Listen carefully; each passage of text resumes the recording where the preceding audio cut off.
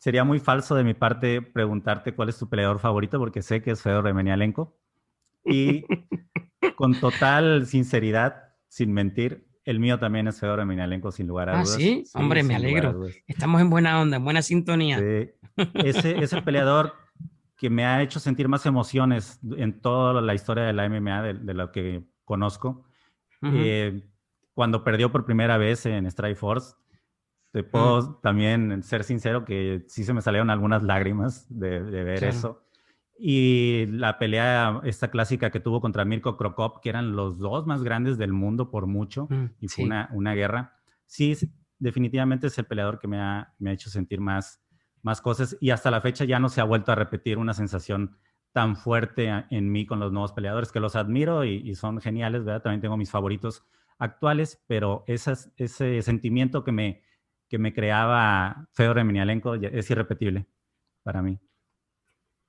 Totalmente de acuerdo, Eduardo. Yo, los sentimientos que tuve cuando Fedor Emelianenko libraba batallas en la jaula, e incluso al principio en un ring en Japón, yo no los he vuelto a tener. Es verdad que uno se ha emocionado muchas veces posteriormente, pero bueno, yo te puedo decir que me costaba, ¿no? Hace muchos años poder ver a Fedor, porque bueno, hoy en día todo es mucho más fácil, la velocidad de internet, a veces tenían que pasarme la pelea, o bien pues tenía que buscar una antena parabólica donde tenía que hacer malabares, orientando la antena al satélite que buenamente cogía, pero yo tenía que ver aquellos combates y sobre todo a Fedor. Y me acuerdo ya cuando por fin ya llegaron las teles un poco más modernas, mi primera televisión plana, te estoy hablando de muchos años, y Claro. pude por fin ver a Fedor Emelianenko en la televisión. Bueno, fue como un espectáculo.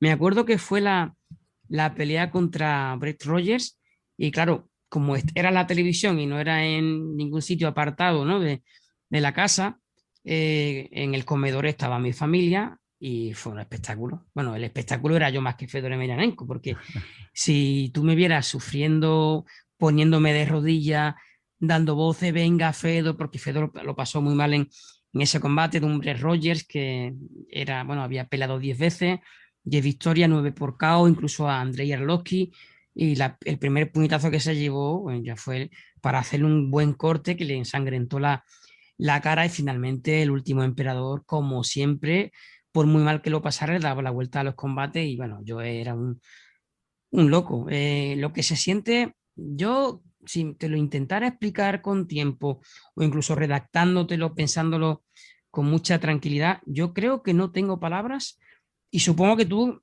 que eres también seguidor de Fedor, Sí. me entiendes perfectamente, porque lo que ese hombre nos inspiró es como ese hombre normal, padre de familia, con un poquito de barriguita, sencillo, humilde, al que aparentemente no se le ve bueno, quién sabe, un gran talento, ¿no? Es lo que se le puede presuponer, ¿no? Un tipo súper musculoso, un tipo de 1,96 m.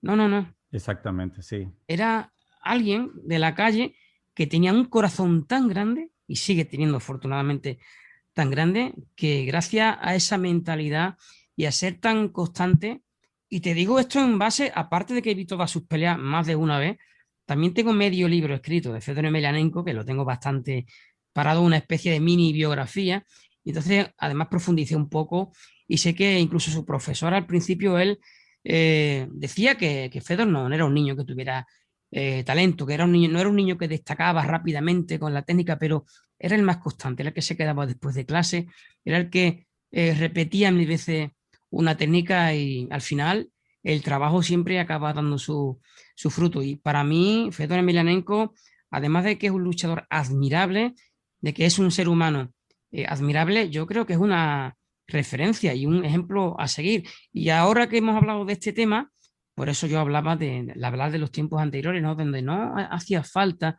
para ganar dinero hacer cosas que a mí me parecen improcedentes, que es ofender o es, bueno, hacer una serie de cosas que no vienen al caso ahora. Fedor Emelianenko en aquella época era el McGregor en el sentido de económico. Era el Sí. luchador que más ganaba, pero fíjate qué conducta tan diferente, qué educación tan exquisita. Jamás habló mal de ningún rival, jamás tuvo un mal gesto hacia nadie, claro, te das cuenta que se pueden conseguir grandes cosas siendo un caballero. Entonces, que a día de hoy las cosas han cambiado, pero yo igual soy el más inocente de todos los que seguimos las artes marciales, pero tengo fe en que igual no sale un Fedor exactamente, pero sí alguien que pueda causar admiración, que sea un grandísimo guerrero, un campeón y que pueda generar admiración hoy en día, redes sociales y mucho dinero, pero con valores, demostrando lo que es la auténtica esencia y la filosofía de las artes marciales. Exacto, ganarse ese respeto y Claro, ese movimiento de masas con talento puro, sin necesidad claro. de hacer uso del trash talk y todo eso Ujú. como está de moda, ¿verdad? Tal cual. Eh, Desgraciadamente está de moda. sí, yo opino igual que tú, desgraciadamente. Ujú. Y sí, concuerdo 100% contigo, Diego, como Fedor Emelianenko, siempre su semblante serio, respetuoso, y cómo tuvo varias peleas en las que tuvo que salir de las adversidades, en las que, bueno, esa clásica pelea que tuvo contra Randleman, que le hizo ese suplex impresionante y se recuperó inmediatamente y le hizo una llave de brazo. O sea, sí salía golpeado, no salía ileso, no era el Sí, campeón así indiscutido, siempre batallaba en sus peleas en muchas, era lo que mm, lo por volvía magnífico. supuesto. De hecho, Eh, en su primer pelea en Strike Force también iba perdiendo y mm. logró sacar ese knockout al final. Yo es que creo que Fedor Emelianenko no tuvo, a decir no sé, muchas peleas que fueran fáciles. No, No voy a nombrar a ningún luchador, pero quizás por tamaño, por potencia física, porque es que si el nombro igual alguien puede pensar que puedo estar desmeritándolo y no se trata de eso, sino lo que hago es, bueno, hablar de alguien que igual no claro. tenía la masa muscular o la potencia de algunos luchadores de hoy en día. Y fíjate, además que peleaba siempre en peso pesado, cuando con 1,80 m y poco, 1,82 m, quiero recordar, podría ser un peso medio, o en el mejor de los casos, un semicompleto. Pero no, bueno, ahí tiene, no quiero nombrar a nadie, no voy a poner ejemplos porque al Sí, final siempre hay alguien que puede decir que estoy comparando y no se trata de eso, pero bueno, para evitar que alguien pues siempre pueda acabar pensando lo que no es, a mí por eso me causa tanto respeto y tanta admiración este hombre que con un físico que iba al límite libró batallas tremendamente complicadas. Tú hablabas de la del monstruo, de Kevin Randleman, con el que para mí fue el suplex más espectacular de la historia. sí, Pero cómo se nota el judo, cómo se nota que él giró el cuello hacia adelante para no golpear con la cabeza en el suelo porque le hubiera causado un caos, como pudo pasar, por ejemplo, con Rose Namajunas o bueno, también con Arjona, creo que es Ricardo, Arona, perdón, creo que Arona, sí. fue, efectivamente. eh, y, y bueno, después darse la vuelta magistralmente y ponerse en posición de Kimura y acabar sometiéndolo. Y bueno, te hablo también de peleas como las de Kazuyuki Fujita, estaban intercambiando puño y bueno, se escapó una de alguien que para mí es técnicamente muy inferior a Emelianenko y lo dejó bailando, que se Sí. tuvo que agarrar como buenamente pudo, con un corte bastante feo en la cara y al final nuevamente le toma la espalda y lo somete. Y puedo seguir con peleas donde Fedor parecía que estaba ya en el horno de cremación y sale y bueno, y ya te digo, y es que es algo verdaderamente claro, esas son las peleas que a uno casi más le gusta ver, cuando tú ves que algo es evidente que hay un luchador que está ganando la pelea, pues bien por un golpe, bien porque lo está dominando, y de buenas a primeras el otro no se rinde y acaba poniendo la pelea a su favor, dice, wow, pero este tipo es de otro planeta. Y entonces, ¿qué quieres que te diga? Algunos me dirán que soy un fanboy de Fedor, pero no. Yo puedo hablar de Fedor porque hay algunos muchachos que tienen 20 y pocos años y empiezan a hablar de que el mejor es tal y es cual. De la historia, de la Sí. historia. Y para hablar de la historia, tú tienes que haber visto a ese luchador, bueno, el que yo estoy hablando, porque no vale con ver una pelea o un highlight, que al final son 3 minutos de vídeo con las mejores acciones. Así no se puede analizar un luchador. Entonces, yo creo que puedo hablar con conocimiento de causa porque lo he visto en su plenitud y a día de hoy no es ni sombra Claro. de lo que era, pero bueno, es que la edad está ahí para todo el mundo. Yo mismo no soy el mismo ni para subir las escaleras, así que imagínate como un hombre, ¿no? Con 44 años que ha luchado muchas luchas, que ha estado 10 años invicto, que le ganó a los mejores auténticos gigantes, tipo hasta de más de 2 metros, con uno campeón de kickboxing como Semi Chill y le ganó. Y ya está. Entonces, por eso digo que yo creo que tengo la suficiente base y argumentos para considerar, al menos en mi opinión, a Fedor como el mejor luchador de la historia y además, con mucho pesar de que más temprano que tarde va a llegar el día que diga Dios y ese día yo creo que alguna lagrimita se me va a escapar. Sí. Cosas que pasan. Pero no, sí, tienes toda la razón.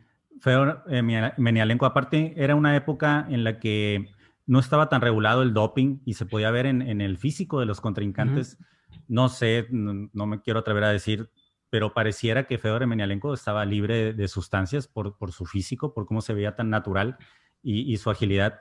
Y en una compañía como Pride, donde pues prácticamente el antidoping no existía y o sea, vaya, se enfrentaba a tipos bastante grandes.